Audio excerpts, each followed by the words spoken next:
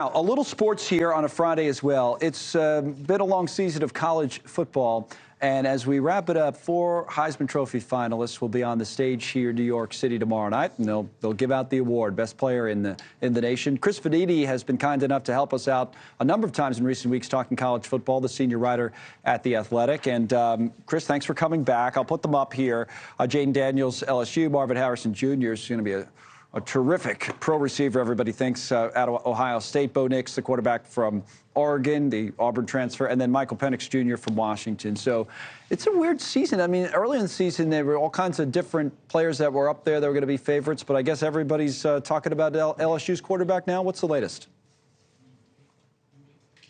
Yeah, it's a season in which we had a lot of undefeated teams toward the end of the year, but not a lot of breakout players. Jayden Daniels, the quarterback at LSU, is the heavy betting favorite, I guess you would say, coming into the event.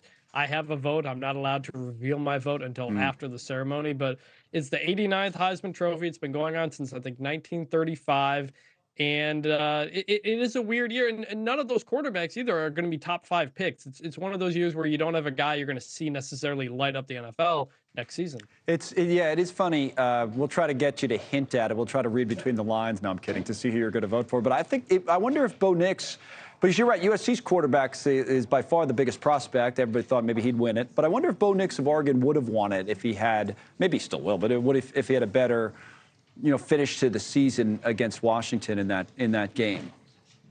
Yeah, that's exactly it. Washington, Oregon, the Pac-12 championship game. Both quarterbacks were Heisman Trophy candidates, finalists.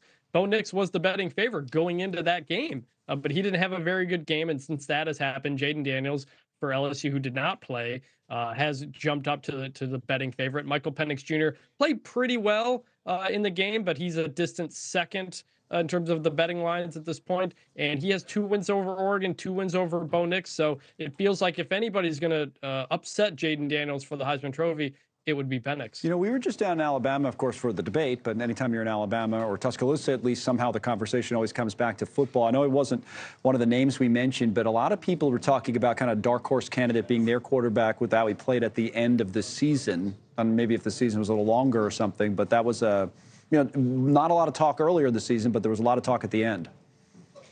Yeah, Jalen Milroe, the quarterback for Alabama, was really kind of an unknown coming into the year, struggled early on, but was really good toward the end of the season. Beat Georgia last week. I think if you look ahead to 2024, he might be your favorite to be the Heisman Trophy winner next year. So that'll be something to keep an eye on going into next season. Right. But I think the one point you made, and we'll make this the last point, is that the draft is a huge draft for quarterbacks, right? We don't even have them on the list here.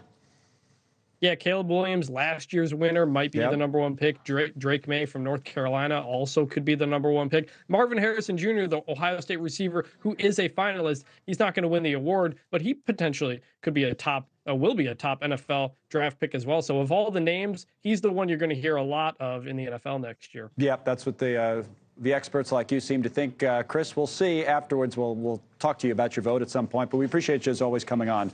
Good stuff. Chris Vannini from The Athletic. Thanks so much for watching. Just go to joinnn.com to find NewsNation on your television provider. And don't forget to click the red subscribe button below to get more of NewsNation's fact-driven, unbiased coverage.